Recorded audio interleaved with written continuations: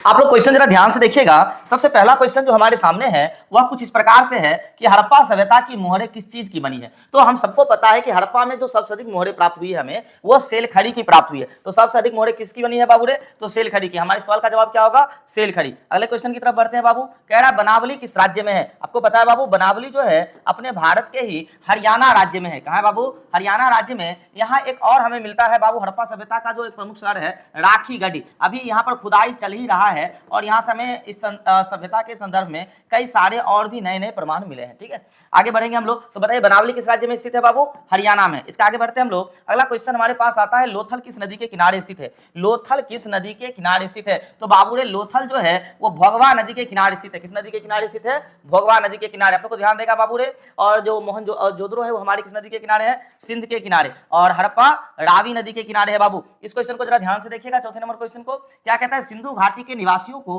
किस धातु का ज्ञान नहीं था? तो सिंधु घाटी के जो निवासी थे, सिंधु घाटी सभ्यता के जो निवासी थे बाबू, उन्हें लोहा का ज्ञान नहीं था। लोहा की खोज तब तक नहीं हुई थी बाबू रे। यह एक कांस्य युगीन सभ्यता थी। तो इस सभ्यता के लोगों को किसकी ज्ञान नहीं थी बाबू? या ध्यान से देखिएगा, तो लोहा का। किसका ज्ञान नहीं था बाबू? लोहा का। चलिए आगे बढ़ते हैं हम लोग। अगले क्वेश्चन की तरफ बढ़ते हैं। देखिएगा क्वेश्चन क्या बाबू हमारा। तो क्वेश्चन है हमारा कि हड़प्पा सभ्यता किस युग की सभ्यता है? अभी जस्ट मैंने आपको बताया था बाबू कि हड़प्पा सभ्यता जो है कांस्य युगीन सभ्यता है। कौन सी सभ्यता है बाबू रे? कांस्य युगीन सभ्यता है। और इस सभ्यता के लोगों को किसी का ज्ञान नहीं था? लोहे का ज्ञान नहीं था। आपसे क्वेश्चन पूछेगा किस धातु का ज्ञान नहीं था, तो क्या बोलिएगा? लोहे का ज्ञान नहीं था। अगला क्वेश्चन देखिएगा बाबू, क्या है हमारा? हड़प्पा संस्कृति आधारित थी। हड़प्पा संस्कृति किस पर आधारित थी? तो हम सभी को पता है कि हड़प्पा जो है एक नगरीकृत सभ्यता थी। हड़प्पा सभ्यता क्या थी बाबू? एक नगरीकृत सभ्यता थी। और अगर नगरीकृत सभ्यता है तो वहां की संस्कृति जो आधारित होगी वह व्यापार पर ही होगी, क्योंकि नगर जो होता है वह व्यापार का मुख्य केंद्र होता है। तो बताइए हड़प्पा संस्कृति किस पर आधारित थी बाबू? तो व्यापार पर। इसका सही जवाब क्या होगा हमारा? व्यापार। आगे बढ़ते हैं बाबू। 7 नंबर क्वेश्चन हमारे सामने है, जरा ध्यान से देखिएगा आप लोग। क्वेश्चन क्या कहता है कि हड़प्पा सभ्यता के लोग उपासना करते थे। हड़प्पा सभ्यता के लोग किनकी उपासना करते थे बाबू? तो यहाँ पर पहला ऑप्शन है हमारे पास विष्णु की, वरुण की, मातृदेवी की, इंद्र की। देखिए हड़प्पा सभ्यता के लोग प्रकृति की उपासना जरूर करते थे, लेकिन ये लोग मुख्य रूप से मातृदेवी के उपासक थे। तो बताइए बाबू ये लोग किसकी उपासना करते थे? मातृदेवी की। हड़प्पा से हमें एक मूर्ति प्राप्त होता है जिसके नाभि से जो है ना एक पौधा निकलते हुए दिखाई देता है, जिससे यह इतिहासकार अनुमान लगाते हैं कि यह जो है धरती माता की शायद मूर्ति है और वो मातृदेवी का संबोधित करते हैं। तो हड़प्पा सभ्यता के लोग किसकी उपासना करते थे बाबू रे? मातृदेवी की। आगे बढ़ते हैं हम लोग बाबू। कह रहे हैं हड़प्पा सभ्यता का स्वरूप क्या है? हड़प्पा सभ्यता का स्वरूप, अभी जस्ट मैंने बात किया था बाबू रे कि हड़प्पा सभ्यता क्या है? एक नगरीकृत सभ्यता है, अर्थात शहरी सभ्यता है। तो बताइए हड़प्पा सभ्यता का स्वरूप क्या है बाबू रे? तो शहरी स्वरूप है, नगरीकृत स्वरूप है इसका। आगे बढ़ते हैं बाबू रे। आपको पता ही होगा कि हड़प्पा सभ्यता जो है विश्व की सबसे प्राचीन सभ्यताओं में से एक थी और विश्व की मेरे ख्याल से सबसे पहली नगरीकृत सभ्यता थी। अब देखिए बाबू यहाँ पर इसका ऑप्शन पूरा नहीं आ पाया, तो थोड़ा सा क्वेश्चन को ऊपर की ओर लेता हूँ। देखिए हमारे पास क्वेश्चन क्या है बाबू, ध्यान से देखिएगा आप लोग। क्वेश्चन है हमारे पास हड़प्पा सभ्यता का सबसे बड़ा नगर कौन है? हड़प्पा सभ्यता का सबसे बड़ा नगर। देखिए सबसे पहले खुदाई हमारी हड़प्पा की हुई थी, लेकिन हड़प्पा जो है जब तक खुदाई हुई थी तब तक उसके आधे से ज्यादा जो अवशेष थे वो नष्ट हो चुके थे, जिससे कि हमें एक्चुअल में हड़प्पा की विशालता का सही जानकारी नहीं प्राप्त होता। लेकिन मोहनजोदड़ो जो है अभी तक जितने भी हड़प्पा से संबंधित जगहों की खुदाई हुई है उसमें सबसे बड़ा जो स्थल है वो है मोहनजोदड़ो। तो बताइए हड़प्पा सभ्यता का सबसे बड़ा नगर कौन सा है? मोहनजोदड़ो। आपको पता है मोहनजोदड़ो और हड़प्पा को जुड़वा राजधानी कहा जाता है। क्या कहा जाता है बाबू? जुड़वा राजधानी कहा जाता है। किसका? तो ये सिंधु घाटी सभ्यता का। तो सिंधु घाटी सभ्यता का जुड़वा राजधानी कौन सा बाबू? तो हड़प्पा और मोहनजोदड़ो। आगे बढ़ते हैं बाबू हम लोग। हड़प्पा सभ्यता की सर्वप्रथम खोज किसने की थी? बहुत ही अच्छा क्वेश्चन है बाबू रे। हड़प्पा सभ्यता की सबसे पहले जो खोज की थी वो की थी दयाराम साहनी ने। किसने किया था बाबू रे? दयाराम साहनी ने 1921 ईस्वी में। कब क्या था बाबू रे? 1921 ईस्वी में दयाराम साहनी ने किया था। हालांकि हड़प्पा सभ्यता का सर्वप्रथम उल्लेख जो है वो चार्ल्स मैसन ने किया था। ठीक है, आगे बढ़ते हैं लोग बाबू रे। 11 नंबर क्वेश्चन देखिएगा आप लोग ध्यान से। तो कहता है हड़प्पा किस नदी के किनारे स्थित है? हड़प्पा किस नदी के किनारे स्थित है? ध्यान से आप लोग ऑप्शन देखिए बाबू रे। इसका ऑप्शन नंबर डी जो है यह बिल्कुल सही है, रावी नदी। कौन सा नदी होगा बाबू? रावी नदी के किनारे बसी थी। हड़प्पा किस नदी के किनारे बसी थी बाबू रे? रावी नदी के किनारे। जबकि हम अगर मोहनजोदड़ो को देखते हैं तो मोहनजोदड़ो सिंधु नदी के किनारे बसी थी बाबू। यहाँ देखते हैं हड़प्पा सभ्यता का सबसे महत्वपूर्ण विशेषता क्या है। देखिए हड़प्पा सभ्यता एक नगरीकृत सभ्यता थी और इसकी जो सबसे प्रमुख विशेषता थी वो थी नगर योजना एवं वास्तुकला। तो हड़प्पा सभ्यता की सबसे प्रमुख विशेषता क्या थी बाबू? तो नगर योजना एवं वास्तुकला। आगे हम लोग बढ़ते हैं बाबू रे, हड़प्पा सभ्यता का प्रशासन क्या था या हड़प्पा सभ्यता का प्रशासनिक स्वरूप कैसा था बाबू रे। तो इसकी जो प्रशासनिक व्यवस्था थी वो नगर पालिका के जैसी थी, तो इसका क्या आंसर होगा, नगर पालिका। हड़प्पा सभ्यता का प्रशासन क्या था, नगर पालिका के जैसी थी, नगर पालिका, इसका ऑप्शन सही है बाबू। आगे बढ़ते हैं हम लोग, हड़प्पा सभ्यता के पतन के क्या कारण था। देखिए बाबू, हड़प्पा सभ्यता के पतन को लेकर अलग अलग इतिहासकारों ने अपनी अपनी अलग अलग राय रखी है। जैसे कि इन्होंने, किसी ने विद्वान ने कहा कि बाढ़ आने का, बताइए बाढ़ आने से कोई एक क्षेत्र विशेष का विनाश हो सकता है क्या, पूरा का पूरा उतना बड़ा 2 लाख वर्ग किलोमीटर में लगभग फैला हुआ क्षेत्र था, क्या उतना बर्बाद हो जाएगा, कभी नहीं हो सकता है। क्या विदेशी आक्रमण से नहीं, हमें नहीं लग रहा ये सभी कारण हो सकते हैं कारगर, ठीक है ना।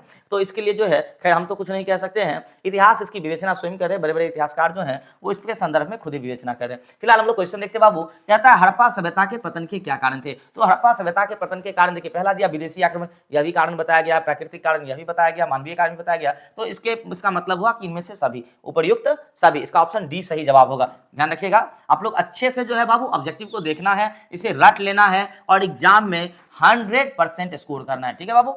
चलिए आगे बढ़े हम लोग। आगे हमारा, हड़प्पा सभ्यता के स्थल से स्त्री के गर्भ से पौधा निकलता हुआ दिखता है। जस्ट मैंने थोड़ी देर पहले बात किया था इसके बारे में कि हड़प्पा सभ्यता का एक स्थल है बाबू रे हड़प्पा, यहाँ पर खुदाई से एक स्त्री की जो मूर्ति प्राप्त हुई है उसके गर्भ से पौधा निकलता हुआ दिखाई देता है, जिसे मातृ देवी भी कहा गया, ठीक है। आगे देखते हैं, सिंधु घाटी सभ्यता के स्थलों में सर्वप्रथम किस स्थल का उत्खनन हुआ। तो ऑब्वियसली हड़प्पा का हुआ। किसका बाबू रे, हड़प्पा का। 1921 में सबसे पहले किसकी खुदाई हुई, हड़प्पा का 1921 में दयाराम साहनी ने किया था। किसने किया था बाबू रे, दयाराम साहनी जी ने किया था इसका उत्खनन, ठीक है। आगे हम लोग बढ़ते हैं बाबू रे, कहता है सिंधु सभ्यता में गोदीबारा का प्रमाण कहां से मिला। तो सिंधु घाटी सभ्यता में बाबू गोदीबारा का प्रमाण जो हमें वो लोथल से प्राप्त होता है। कहां से प्राप्त होता है बाबू, लोथल से प्राप्त होता है। लोथल जो है यह गुजरात में है, कहां बाबू रे, गुजरात में है। और यह सिंधु घाटी सभ्यता का जो था बाबू रे एक प्रमुख बंदरगाह शहर था। आगे हम लोग बढ़ते हैं, किस सिंधु स्थल से सूती कपड़े के साक्ष्य मिले हैं। किस सिंधु स्थल से, तो बाबू इसका सही जवाब होगा हमारा मोहनजोदड़ो। क्या होगा बाबू, मोहनजोदड़ो होगा।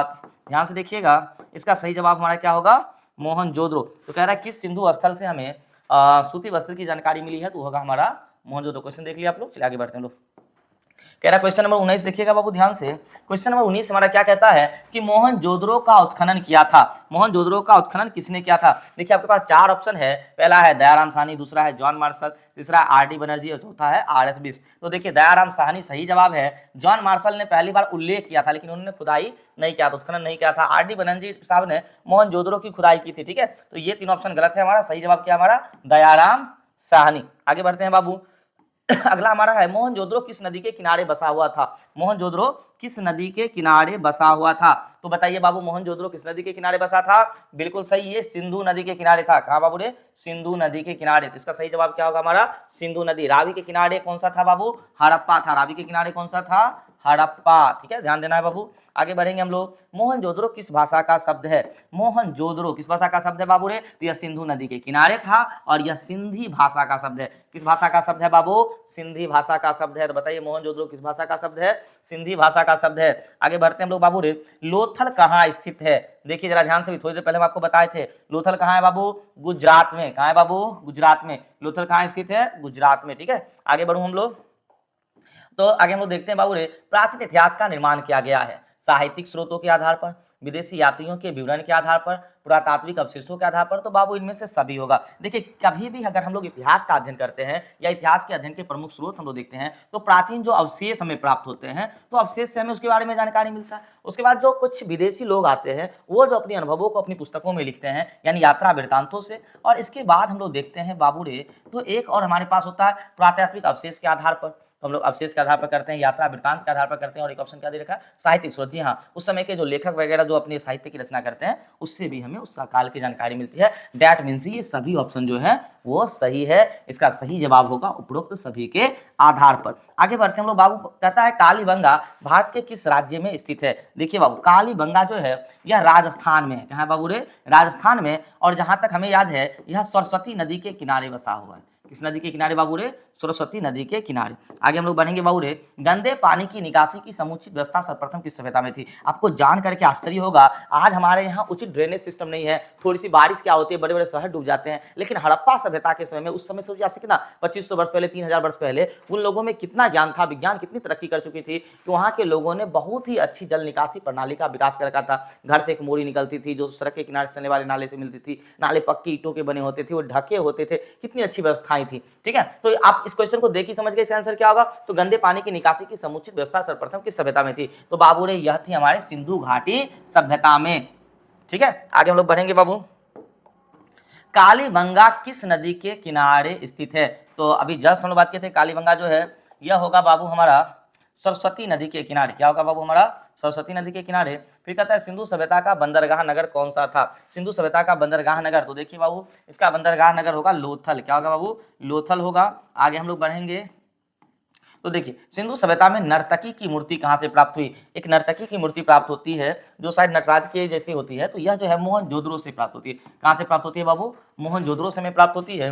आगे देखूंगा हम लोग, तो सिंधु सभ्यता के किस देश के साथ व्यापारिक संबंध नहीं थे। किस देश के साथ, तो देखिए सिंधु सभ्यता की जो व्यापारिक संबंध थे वो ईरान के साथ तो था ही, मेसोपोटामिया के साथ भी था, अफगानिस्तान तो सटा हुआ ही था, तो डैट मीन्स चीन के साथ इनका जो है वो व्यापारिक संबंध नहीं था। तो क्वेश्चन क्या है, सिंधु सभ्यता का किस देश के साथ व्यापारिक संबंध नहीं था। तो आंसर क्या होगा हमारा बाबू, चीन होगा। अब देखिए सिंधु वासियों के प्रमुख देवता कौन थे। वेरी नाइस, सिंधु वासियों के प्रमुख देवता कौन थे। तो सिंधु वासियों के प्रमुख देवता तो मेरे ख्याल से पशुपति होना चाहिए, पशुपति महादेव। यहाँ पर कई जगह जो है हमें शिवलिंग का भी प्रमाण प्राप्त हुआ है। ठीक है, आगे देखते हैं हम लोग बाबू, सिंधु घाटी सभ्यता का कौन सा स्थान मृतकों के टीला के रूप में जाना जाता है। देखिए सिंधु घाटी का एक स्थान है मोहनजोदड़ो। कौन सा स्थान बाबू, मोहनजोदड़ो, जो कि सिंधी भाषा का शब्द है जिसका अर्थ होता है मृतकों का टीला।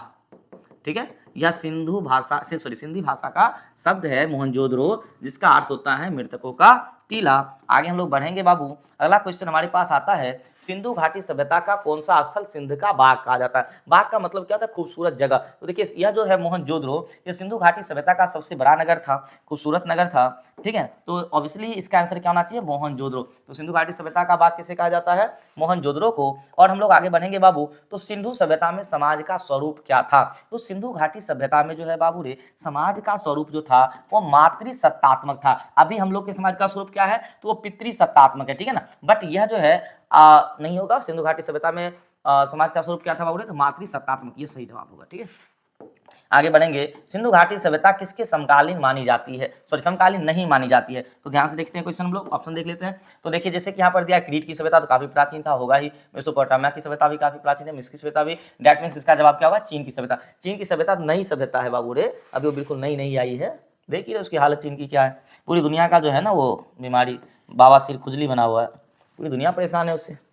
अब देखते हैं बाबू हम लोग, सिंध सभ्यता का क्षेत्रफल किस आकार का था। देखिए यहाँ पर क्षेत्रफल लिखा है, चलिए कोई नहीं। तो सिंध सभ्यता की जो आकृति थी वो बिल्कुल ही त्रिभुजाकार थी। और भारत का आकार कैसा है, तो भारत का आकार भी त्रिभुजाकार है। ठीक है, आगे हम लोग बढ़ेंगे बाबू रे, तो कहता है किस सिंधु स्थल में महिला और पुरुष को एक साथ दफनाया गया था। तो इसका आंसर रोपर होगा। क्या होगा बाबू, रोपर होगा। किस सिंधु स्थल में महिला और पुरुष को एक साथ दफनाया गया था, रोपर में। आमतौर पर हम लोगों में ऐसा नहीं होता कि दोनों को एक साथ दफनाया जाए, लेकिन यहाँ पर दिखाया है रोपर में। ठीक है ना, आगे देखते हैं हम लोग, सिंधु घाटी सभ्यता में विशाल स्नानागार के अवशेष कहाँ से प्राप्त हुए। देखिए स्नानागार और अन्नागार दोनों का अवशेष हमें मिला है मोहनजोदड़ो से। कहाँ से मिला बाबू रे, मोहनजोदड़ो से। यहाँ क्या मिला हमें, तो स्नानागार और प्लस हमें यहाँ से मिलता है बाबू रे अन्नागार।